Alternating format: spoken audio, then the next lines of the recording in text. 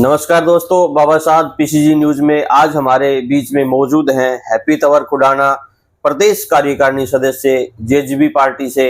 और कुछ तीखे सवालों के साथ हम करेंगे चर्चा। जिस तरह से हरियाणा प्रदेश में राजनीतिक गलियारों में चर्चाएं चल रही हैं, जिस तरह से सीएम और डिप्टी सीएम के पद पर यहाँ पर फेरबदल हुआ है, उस तरह की हम चर्चाएं करेंगे। और महेंद्रगढ़ विधानसभा क्षेत्र में जिस तरह से विकास कार्य हुए हैं या कार्य योजना में अभी जो पाइपलाइन में बोले मौजूद हैं, क्या उनको लेकर किस तरह की रूपरेखा है, और जिस तरह से लोकसभा चुनाव हमारे बीच में अभी जल्द ही आने वाले हैं, उन सभी मुद्दों पर हम चर्चा करेंगे। हैप्पी तंवर जी, आपका स्वागत है चैनल पे। पत्रकार साहब, आपका बहुत बहुत धन्यवाद अपने चैनल पर दिखाने के लिए, और आपके सभी दर्शकों को मैं नमस्कार करता हूँ। जी सर, सबसे पहले हमारा आपसे एक सवाल रहेगा। जिस तरह से जेजेपी और बीजेपी का गठबंधन टूटा, क्या कहेंगे? गठबंधन राजनीतिक दलों में अलायंस होता रहता है, और ये गठबंधन 5 साल के लिए हरियाणा को स्टेबल गवर्नमेंट देने के लिए किया गया था, और 5 साल की बजाय ये 4.5 साल में टूट गया जी।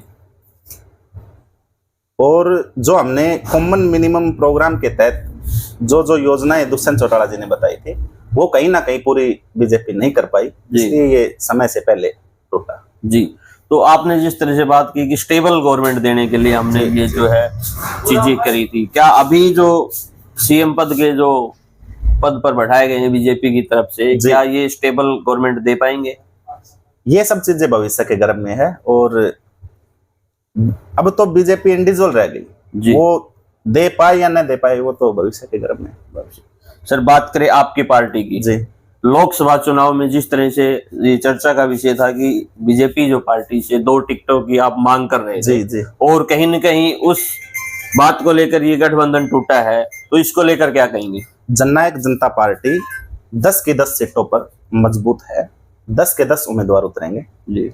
और ये तो एक चौधरी देवीलाल की फौज है, यहाँ तो पिछली पंक्ति में बैठने वाला कार्यकर्ता भी चुनाव लड़ने के लिए तैयार जी।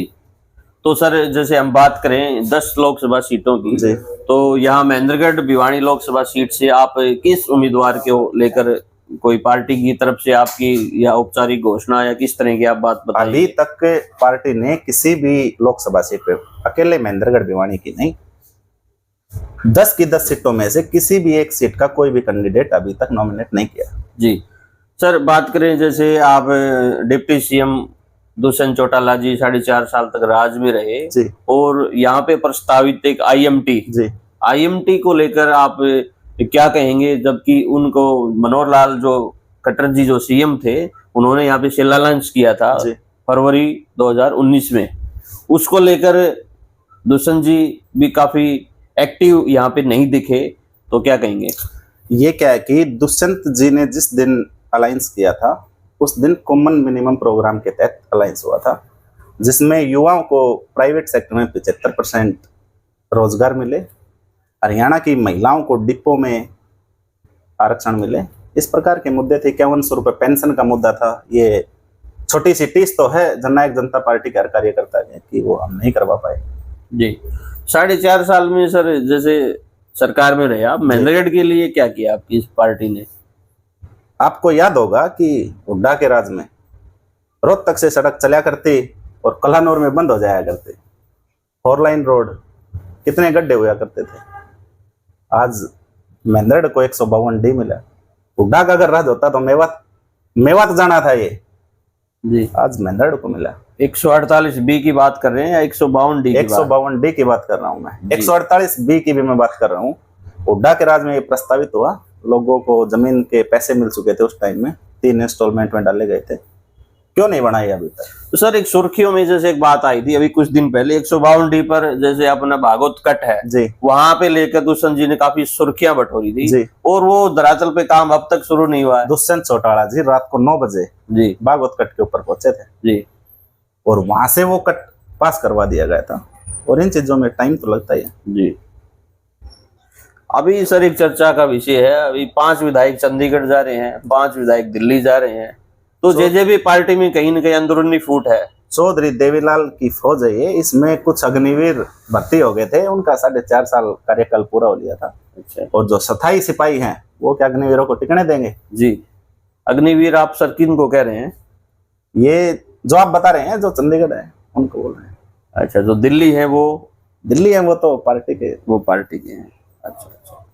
तो अभी जैसे सर एक चर्चा का विषय रहा, जैसे बुजुर्गों के मान सम्मान की बात, जी। 5100 का वादा था और वो कहीं न कहीं पूरा नहीं कर पाए। अलायंस को टूटने का विशेष कारण ही बुजुर्गों का मान सम्मान और 5100 रुपये पेंशन बीजेपी की तरफ से नहीं की जा रही थी।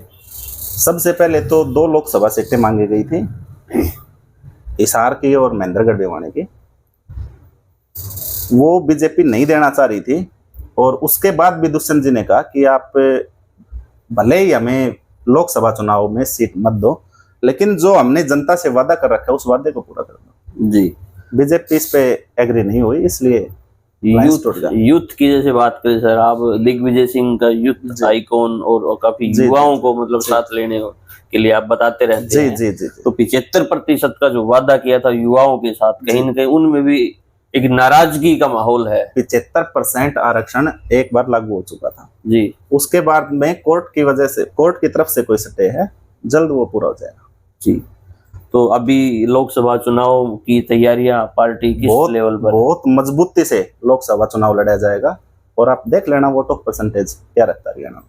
जी, तो कहीं न कहीं यहाँ पे जैसे 2 सीट बीजेपी की तरफ से मांग कर रही थी, तो यहाँ पे क्या 2 सीटों पर पूरी दावेदारी? अभी दावेदारी नहीं, कितनी जीत का प्रतिशत, वो कितनी सीटों पर जीत आप चाहेंगे कि पार्टी जीत? हम तो 10 की 10 सीटों पर मजबूत है, लेकिन 3-4 सीट हम निकाल के दिखाएंगे आपको। 3-4 सीट आप दावा कर रहे हो? बिल्कुल जी।